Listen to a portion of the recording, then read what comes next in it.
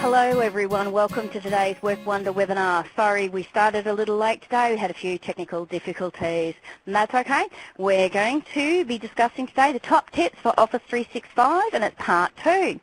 So if you were with us last week, we had part 1, went through quite a few great hints and tips and top features of Office 2013.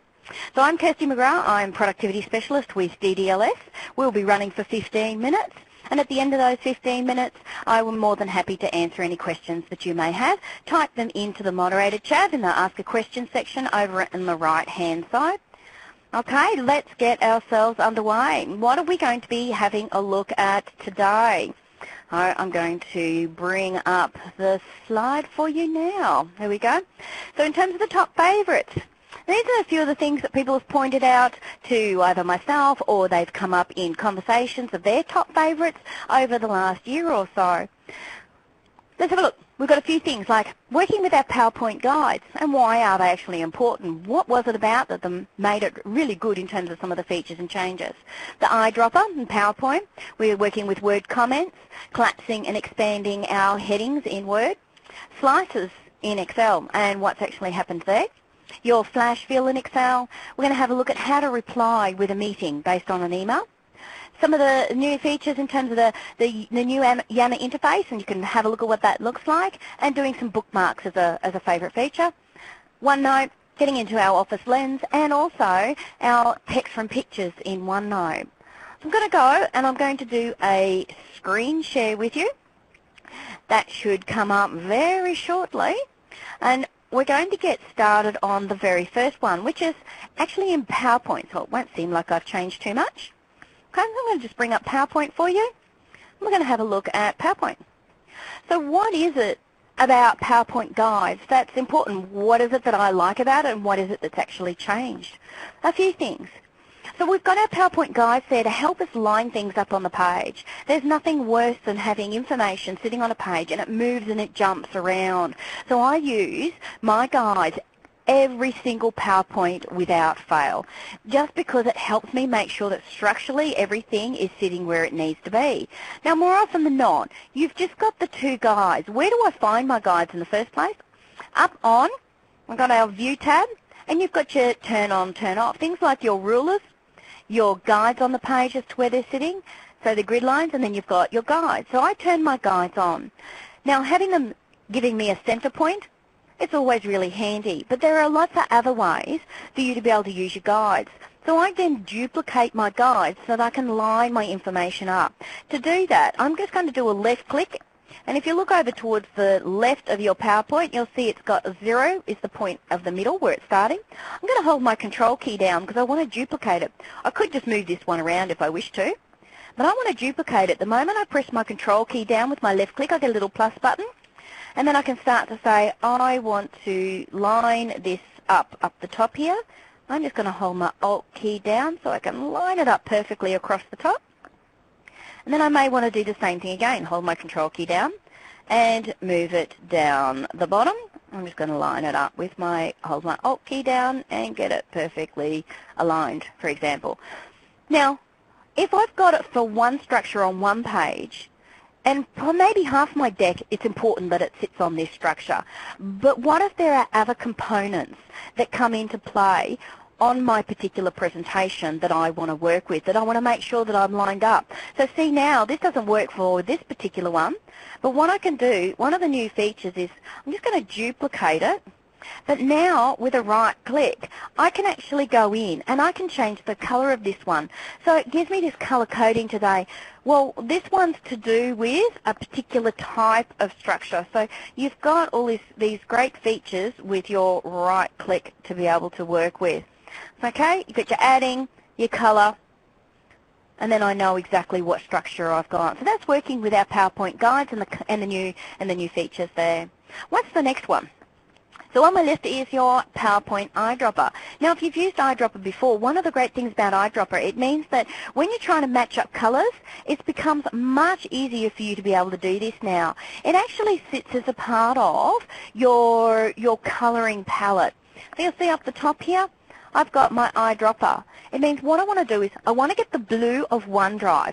Now, I could go online and maybe look at the Microsoft colors if I wanted to look at them, but this is a much easier way to be able to do it. I just choose my eyedropper, I hover over the color that I want, it gives me my RGB, and you'll notice it's actually changed the color up the top here for my border. So maybe I want to have that as my border now, so there's my outline that's sitting here in my recent colors, and my shape fill. Or I could have just chosen it from the list. So depending on what it is that you're going to do, okay, choose it, and then come over and select it. Much easier. It's a great way to start to work with your colors. Let's move to now Word. So two of the new features within Word that I particularly love and everyone has really been enjoying is having your comments, but not just having a comment on your page, but actually being able to reply to a comment. Because over on the right here, I've already got a comment in this particular document. But in 2013, when I'm working with my comments, which is on the Review tab, you've got your little reply to a comment. And in my reply to a comment, I can go, pass this on, John, what do you need to go in here? Okay, and I can step away from that. If I wanted to, I can also put in another comment. So not just that one, I can continue typing on if I wanted to. Up the top, I can go back. Or I can have another one where it goes, Cara, can you give some more guidance? So I can actually have two for different people. So being able to reply to comments is a really valuable way to be able to collaborate and work with others on a document. My next feature is my collapse and expand my headings. So over on the left-hand side, you'll see based on my heading style and structure, it's really important that you use your heading styles, because your heading styles up the top define whether you can actually collapse down your headings. So I can start to get a bit of an idea of the structure of my document. Maybe I need to move whole sections around, for example. Okay? This is where I can start to understand that look and feel of my document and how it flows through. It also comes through from your draft mode. So you'll see this goes based on my headings, and I can actually move whole sections of my document up and down based on this. So that was a previous feature that was in 2010, but adding in the ability to be able to collapse them directly from inside the document is new. Let's go over to Excel. So within Excel, one of the great features of 2010 was introducing slices. Now slices were previously there as a part of our our pivot table. So in our pivot tables we could choose slices to understand and work with our data as a filtering tool. So we do have our filters here, and this gives you a visual element to your filtering. So now if I wanted to go insert a slicer, right, let's click the right button, insert a slicer, you'll see there's no connections. But what you do need to have first, you need to have your filters on or have your information in a table first, because the moment it's in a table, you've now got these really rich features of being able to have slices just in tables, not pivot tables, not pivot tables anymore, but I can use them now in ordinary tables. So I can go, here's my region, and I can start to do it directly from my document here. So you'll see it'll start to filter it down, which is a brilliant addition.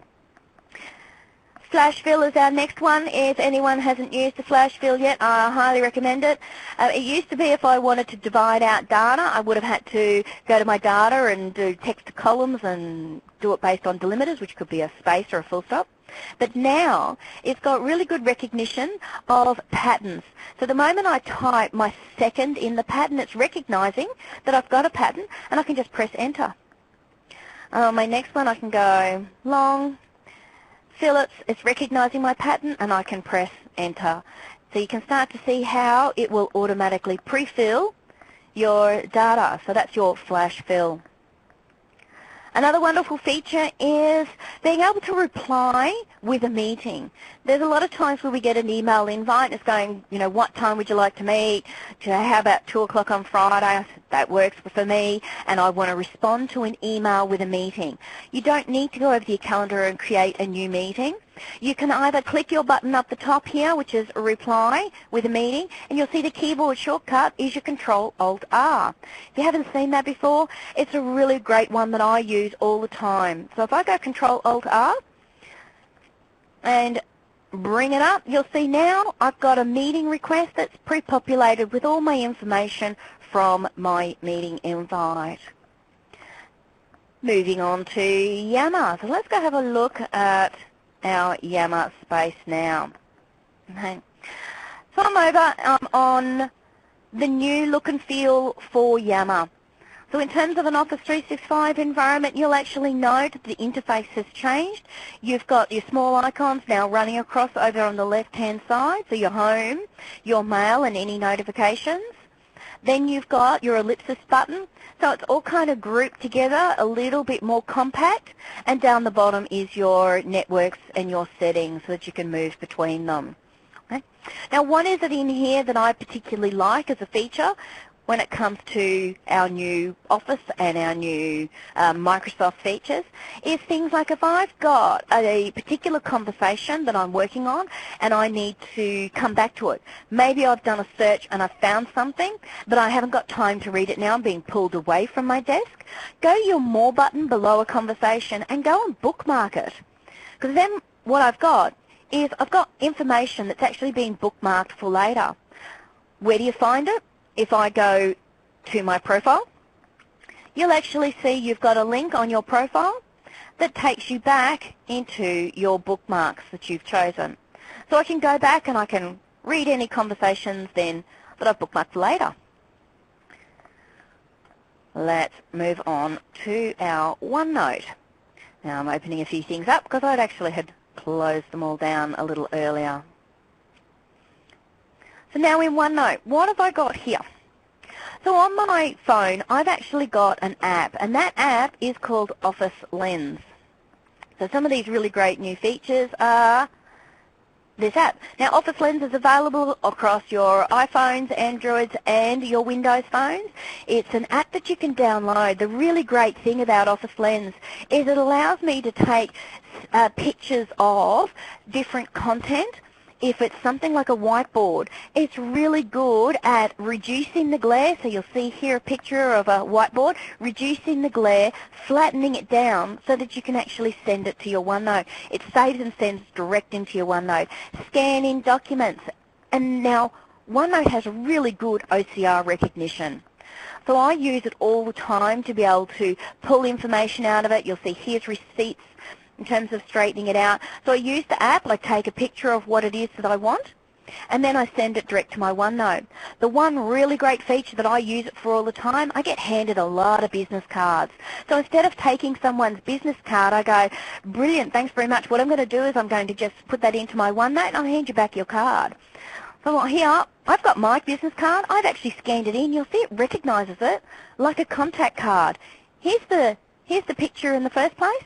Now I could do a right click and get the content out of it, but it sends it through as a business card. Really awesome tool.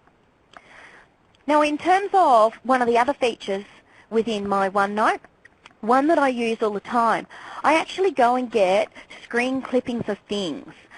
When I do a screen clipping, it might be that I actually want some content. So this one here is a picture of some content.